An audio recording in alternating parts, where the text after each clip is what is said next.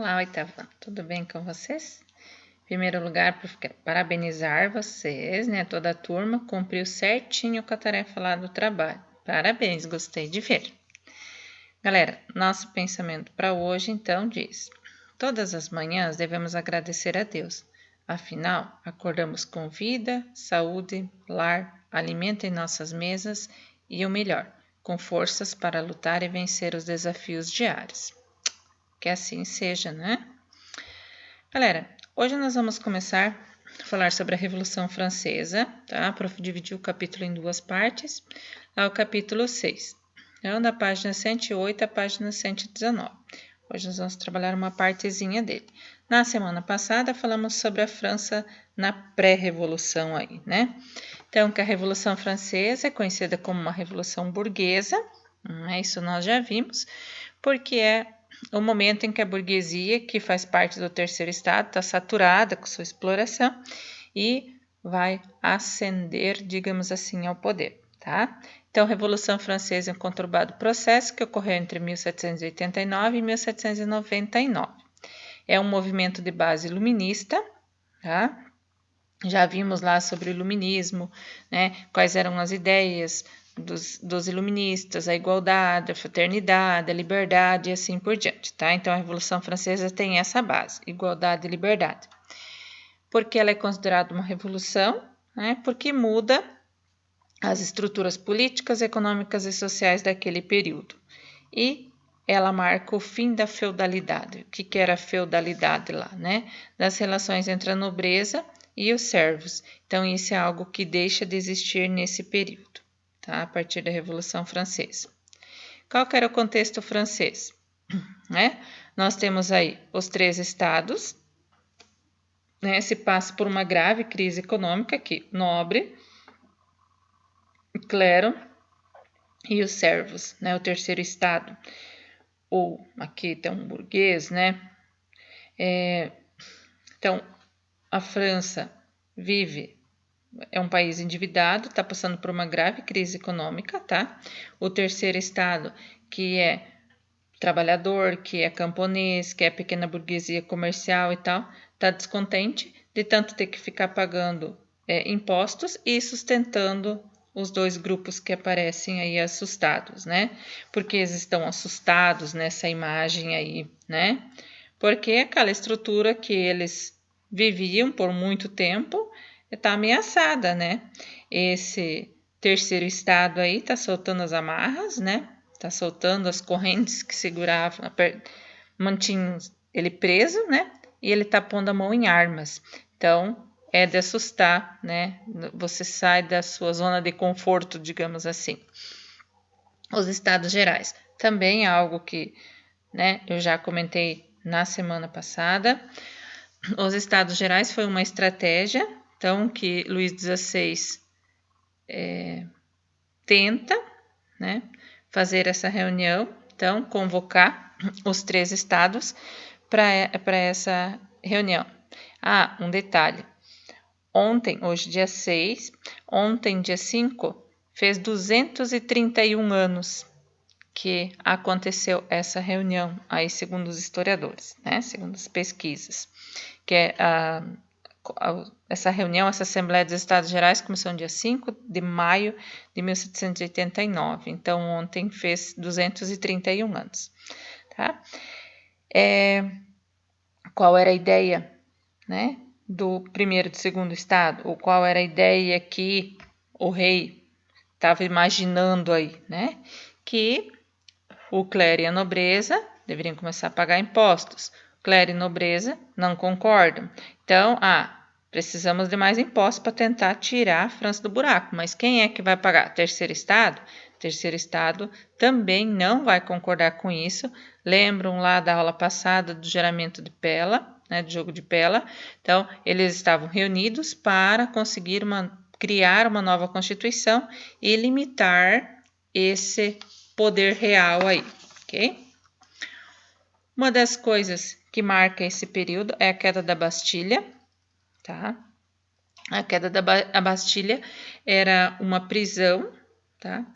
O terceiro estado imagina que essa prisão está cheia de armas, né? Porque é um depósito.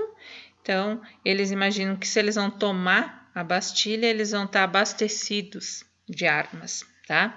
E isso acontece enquanto, né, estão tendo essas convulsões sociais, esses protestos nas ruas e tal.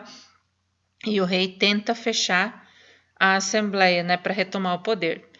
E aí ele tem mais esse problema, a tomada da Bastilha, né? A tomada da Bastilha é o marco do início da Revolução Francesa. Tá?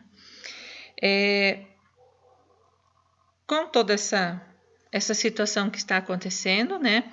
Então a Assembleia consegue abolir alguns impostos feudais em relação ao rei e a Igreja, né, também perde um pouco do seu poder aí, perde um pouquinho da sua autonomia em relação, né, à situação que se vive nesse período. O que eles conseguem a aprovação é da Declaração dos Direitos do Homem e do Cidadão, que a base tem a igualdade, né? Os homens nascem e permanecem livres e iguais em direitos.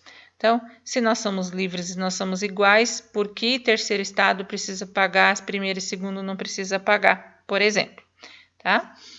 O famoso lema, então, da Revolução Francesa, em francês, né? Prof não sabe falar francês, né? Mas um liberté, égalité, fraternité, sei lá, né? Liberdade, igualdade e fraternidade, tá? Então, essa seria a base aí da Revolução Francesa, tá? Um outro episódio nesse período da Revolução Francesa, as Jornadas de Outubro ou Marcha sobre Versalhes. Tá? É um movimento com a participação efetiva das mulheres que estavam insatisfeitas com o alto preço do pão e a escassez dos alimentos. Então, esse protesto começa na frente de um mercado, né, de uma padaria, digamos assim, uma mercearia, onde as mulheres começam a reclamar desse preço e começam a fazer barulho aí, começam a agregar mais pessoas e tal, e aí eles vão, eles marcham até o Palácio de Versalhes, acabam invadindo o Palácio de Versalhes e obrigam a família real a voltar para Paris. Tá? Então é um outro problema aí que o rei acaba passando, né? Nesse contexto, com todas essas situações, então já está bastante dividido, né, os revolucionários. Tem aqueles conservadores que querem manter a monarquia do jeito que ela está, e tem o grupo dos radicais, que não quer mais saber daquilo ali, que quer mudança radical, que quer modificar tudo e já quer transformar a França numa república, tá? Mas isso vai acontecendo aos poucos, não é tão rápido assim. Nem eu falei. A Assembleia, ela aprovou, então, o confisco dos bens do clero e determinou que os padres passassem a ser funcionários do Estado francês. Então, são mudanças, eles não são mais na mesma parceria, agora eles são funcionários. Não tem mais os bens da igreja, agora os bens são estatais, não é do clero, é do Estado, tá? E em 1791, então, eles estabelecem a primeira Constituição para a França. Então, vai abolir as ordens feudais. Lá no começo eu falei o fim da feudalidade, né? Então não tem mais primeiro, segundo, terceiro estado. Simplifica-se a administração do estado. Surgem os três poderes, então vai se separar em três poderes: executivo, legislativo e judiciário, como nós temos até hoje. Se mantém esse confisco dos bens do clero, bem como a sua nacionalização, que eu falei, né, que os bens não são mais da igreja, são do estado. Se mantém uma monarquia, mas esse rei, esse monarca é subordinado a uma lei, e o que o rei vai manter nesse período é o poder executivo que está na mão dele. Tá? O poder legislativo ia ser exercido por uma assembleia composta de deputados eleitos pelo voto censitário. E se mantém as colônias francesas no sistema escravista. Tá? Então, são algumas situações que é proposta a partir dessa Constituição, tá? Porém, surgem mais problemas. Tem uma Constituição, está resolvido, está de boa? Não, ainda não está de boa. Diante de todos esses problemas econômicos, então, lembram a aula passada, vídeo passado, onde a França gastava muito mais do que ela arrecadava em impostos, por causa das guerras, por causa da ostentação, do luxo e essas coisas assim. Então, os impostos, a ideia não funcionou, né? E aí o rei vai injetar papel moeda em grande quantidade na França. Porém, essa é uma escolha econômica equivocada, porque o que vai acontecer, né? Se você vai lançar muita moeda, muito dinheiro, e na prática esse dinheiro realmente não está presente, ele não existe, vai aumentar, digamos assim, o poder de compra das pessoas, mas de forma irreal, porque ele não é algo que existe, né? Tipo, mas você tem um monte de dívida, de que adianta todo esse dinheiro e assim por diante. Então foi uma atitude equivocada do rei. O rei, na tentativa de controlar essa manifestação, esse protesto do povo francês, vai pedir ajuda para outros reis, né? Num sentido de conseguir um apoio, uma proteção, né? Um apoio militar, caráter militar, alguma coisa nesse sentido de fazer uma contra-revolução e contra esse povo francês. Porém, ele não consegue isso, porque esses outros monarcas acabam, de certa forma, se fechando, né? Para que o povo do seu país nem ficasse sabendo desses protestos, dessas mudanças que esse povo está fazendo na França, que o terceiro estado está fazendo, porque aí no seu país isso também pode acontecer. Então, algo que não deu certo. Aí o que o rei vai fazer? Em 1791, ele e a rainha fogem da França e deixam para trás um manifesto, um texto, né, mostrando as suas intenções de restaurar o absolutismo. Mas lembra que eu falei, ele não conseguiu o apoio das outras pessoas, né? E aí ele acaba sendo encontrado e levado de volta a Paris em junho de 1792. E ele passa a ser considerado um traidor da França, tá? E aí o que acontece com esse rei, nós vamos ver na próxima semana, ok? A atividade que eu proponho para vocês nesta semana é a leitura do capítulo e fazer a questão invertida na página 113. A atividade que vocês devem fazer para me entregar: pesquisar charges sobre a Revolução Francesa e vocês podem criar uma ou reproduzir uma dessas charges que tem aí. Tem no material impresso de vocês. Aqui no início do vídeo eu mostrei lá também, né, sobre o contexto francês e tal.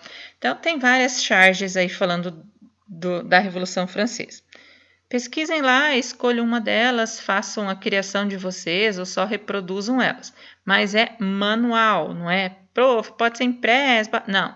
É você desenhar, é você fazer, você se ocupar, ok? Tem 2 links aí, dois vídeos falando, né, sobre a França, que era lá do poliedro, para vocês reverem, para quem já assistiu. E a terceira opção do vídeo, que vai estar aparecendo aí no material, é sobre o trabalho infantil, tá? Que uma colega de vocês aí sugeriu um videozinho bem bacana. Beleza, pessoal? Um abraço a todos e até a próxima semana.